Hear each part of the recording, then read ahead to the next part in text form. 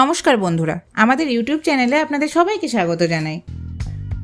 এই দেখুন, তেলে ছাড়া মাত্রই কেমন ফুলে উঠছে। আপনার লুচি কি ফুলে না, নাকি খাওয়ার সময় পাঁপড়ের মতো শক্ত হয়ে যায়?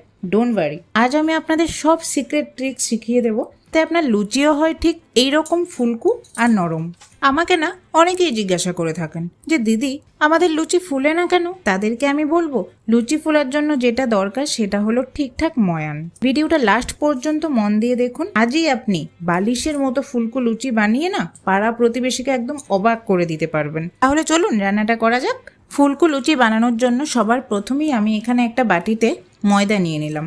আর এর মধ্যে তো নুন আর একটু কালো জিরে দেবেনই, কিন্তু সবচেয়ে যেটা দরকার সেটা হলো সাদা তেল দিয়ে ময়ান।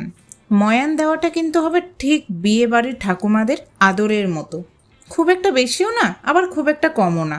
তেল দিয়ে ময়দাটা এমনভাবে মাখুন যেন সেটা মুঠো করলে ঠিক এমনটা হয়ে যায়। আর হ্যাঁ, জলটা কিন্তু হালকা গরম হলেই লুচিটা হবে সফট আর ফ্লাফি, ঠিক যেমন আমরা রবিবারের দুপুরে ঘুমোতে ভালোবাসি। এবার হচ্ছে আসল কাজ, ময়দা মাখা।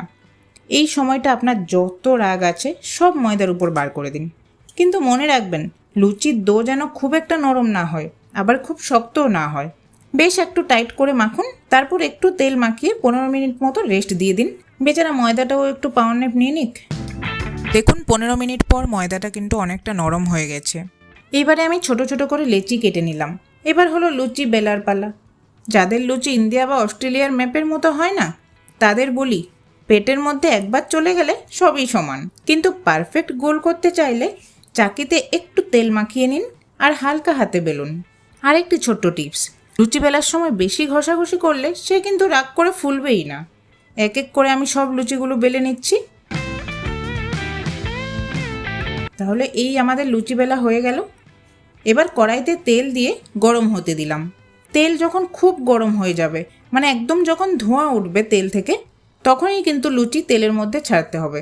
এই দেখুন, যেমনই তেলে দিলাম, লুচিটা ঠিক কিভাবে নাচতে নাচতে ফুলে উঠলো। ঠিক যেমন এক্সাম শেষ হলে আমরা খুশিতে ফুলে উঠি।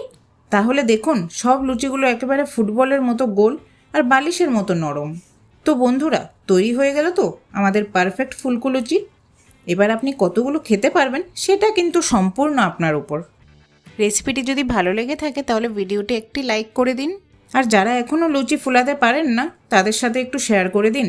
আমাদের এই নতুন যাত্রায় আপনাদের সবার সাপোর্ট খুবই দরকার, তাই নিচে থাকা সাবস্ক্রাইব বাটনটা একটু টিপে দিন।